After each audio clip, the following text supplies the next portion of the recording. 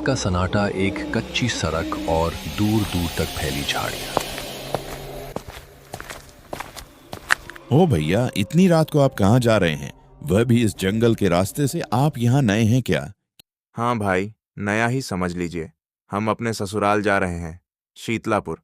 बस थोड़ा लेट हो गई थी तो सोचा पैदल ही चल लूं। क्या इस रास्ता से, वह भी इस टाइम? भाई आप होश में है ना? ये रास्ता शीतलापुर जरूर जाता है, पर शाम होने के बाद जो भी इस रास्ते से गया वह कभी वापस नहीं आता। अरे भाई साहब, आप तो डरा रहे हैं। शहर में तो हम रात को 2-2 बजे तक घूमते हैं। ये जंगल है कोई भूत का डेरा थोड़ी ना, बस थोड़ा अंधेरा है। देखिए, आप हमारे गांव का मेहमान हैं, तो इसके नाते से आप मेरे भी मेहमान हुए। मेहमान को मुसीबत में डालना हमारा संस्कार नहीं है। ये रास्ता दिन में तो जैसे तैसे कट जाता है, पर सूरज ढलते हैं यहाँ परिंदा भी पर मरने से थरथर आते हैं। आप आज की रात हमारे इस दुकान पर रुक जाइए। जब कभी ज्यादा रात हो जाती है तो हम भी यही रुक जाते हैं। भाई साहब, आपका शुक्रिया, लेकिन मुझे आज ही पहुंचना पड़ेगा। मेरी पत्नी और ससुराल वाले इंतजार कर रहे होंगे। अगर आपको भी डर लग रहा हो तो चलिए मेरे साथ, हम दोनों साथ रहेंगे तो हिम्मत भी बनी रहेगी। घर नहीं जाते ना बाबू, ना आप हमारे बात की गहराइयां नहीं समझ रहे हैं। बात अकेले या दो होने की नहीं है। उस रास्ते में जो रहता है वह कोई इंसान नहीं है। उसे भीड़ से डर नहीं लगता। उसे तो बस अपनी तालाब मिटानी होती है। मेरी बात मानिए, बस एक रात की तो बात है। सुबह होते ही हम खुद आपको छोड़कर आएंगे। नहीं भाई, आप रुके। अगर हम आज नहीं पहुंचे तो ससुराल में सब बुरा मान जाएंगे। हमारी पत्नी राधा और ससुर जी आंखें बिछाए बैठे होंगे। वैसे भी हम भूत प्रेत पर विश्वास नहीं रखते। हम 30 वर्ष के हो गए। अगर भूत होता तो अब तक हमसे मुलाकात क्यों नहीं किया? यह सब आप लोगों की मन का बहम है। चलिए, अब हम चलते हैं और हम दो कहेंगे। आप भी यह डर वर छोड़िए। ठीक है बाबू, जैसी आपकी मर्जी, पर एक बात गांठ बांध लीजिए। अगर जा ही रहे हैं तो रास्ते में कोई भी आवाज सुनाई दे तो उसको जवाब मत दीजिएगा। अगर कोई पीछे से पुकारे तो खबरदार जो पीछे मुड़कर देखे। बस चलते रहिएगा। सीधे ससुराल के दरवाजे पर ही दम लीजिएगा। क्या भैया, आप भी ना पता नहीं कौन सा जमाना में जी रहे हैं। चलिए, फिर भी ध्यान में रखेंगे आपकी बातों का। मनीष मनी मन खुद से बातें करने लगा ताकि उसका डर कम हो सके। यह लोग भी गांव में बैठकर दिन भर गप्पे मारता है। लो, अगर भूत होता तो आजकल के जमाने में यूट्यूब पर लाइव नहीं आ जाता। बस 15 से 20 मिनट और फिर गर्मा गर्म लिट्टी चोखा खाएंगे। अचानक पत्तों की सरसराने की आवाज आती है। मनीष के कदम लड़खड़ाने लगते हैं। उसे महसूस होता है जैसे उसके बिल्कुल पीछे कोई नंगे पैर चल रहा है।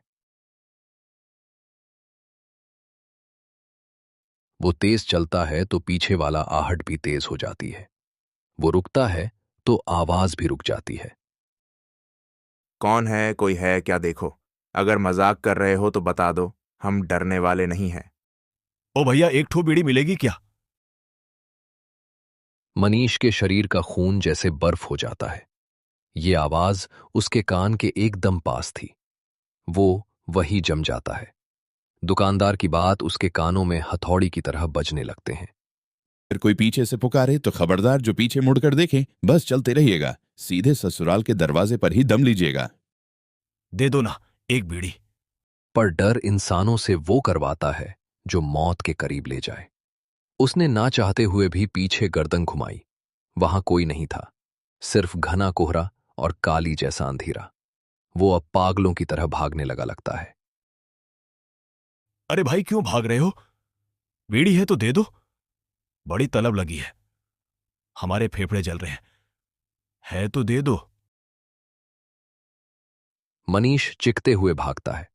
उसे लगता है जैसे कोई उसके पीछे तेज रफ्तार से खिसक रहा है। वो ठोकर खाता है, नीचे गिरता है, पर वो नहीं रुकता। दूर उसे एक धीमी रोशनी दिखती है, उसके ससुराल का घर।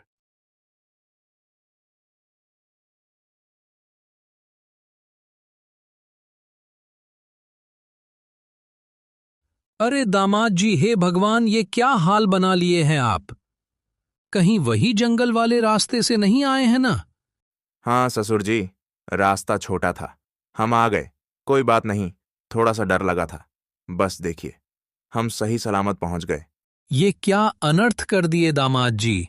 हम चिट्ठी में साफ साफ लिखे थे कि शाम ढलते ही उस रास्ते की तरफ झांकना भी मत। बेटी कोमल, जल्दी से आरती की थाली लावो और दामाद जी की नजर उतारो। घर के चारों कोने में गंगा जल छिड़को, अनिष्ट का साया लग रहा है। अरे छोड़िए ना ससुर जी, हम शहर के पढ़े लिखे लोग टोटका ओटका छोड़िए। हमको बहुत जोरों की भूख लगी है। पेट में चूहे नहीं, हाथी कूद रहे हैं। जल्दी से खाना खिलाए। सब मिलकर खाना खाते हैं। मनीष सामान्य दिख रहा था, पर उसकी आंखें कुछ ज्यादा ही बड़ी और लाल दिख रही थी। जैसे तैसे खाना खाकर सब लोग सोने चले जाते हैं। रात के ठीक 12 बजते हैं।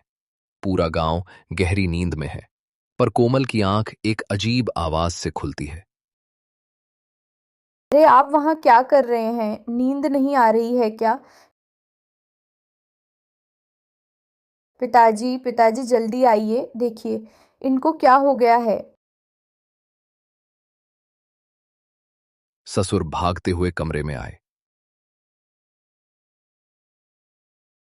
वो देखते हैं कि उनका दामाद बैठे बैठे कोने में रखे हुए कच्चे चावल के बुरे को फाड़ चुका है और मुट्ठी भर भर के कच्चे चावल की अनाज को मुंह में ठुस रहा है। दामाद जी, ये क्या कर रहे हैं? होश में आइए। मनीष की आवाज पूरी तरह से बदल चुकी थी। और लाओ, हमारी अतरिया चल रही है। हमको और खाना चाहिए। आज सब खत्म कर देंगे। पिताजी, घर का सारा राशन खत्म हो गया। अब घर में एक भी दाना नहीं बचा है। इनको बचा लीजिए। ये हमारे पति नहीं लग रहे हैं। कहीं ये वही तो नहीं? क्यों, बीड़ी चाहिए क्या अमन? बीड़ी पियोगे? ये नाम सुनते ही मनीष अचानक भूत बन जाता है। उसका पूरा शरीर थर थर कांपने लगता है। उसके मुंह से अजीब सी घरघराहट निकलने लगती है। अगर बीड़ी चाहिए तो हमारा एक काम करना पड़ेगा। ये जंगल में एक रात अकेला बिताना पड़ेगा। बोलो, चलोगे मेरे साथ?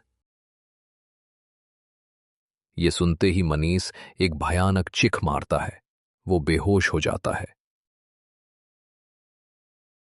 कुछ देर बाद जब उसे होश आता है तो वो बिल्कुल ठीक होता है, पर उसे कुछ याद ही नहीं रहता। पिताजी, ये अमन कौन है? इसका नाम सुनते ही यह शांत क्यों हो गए?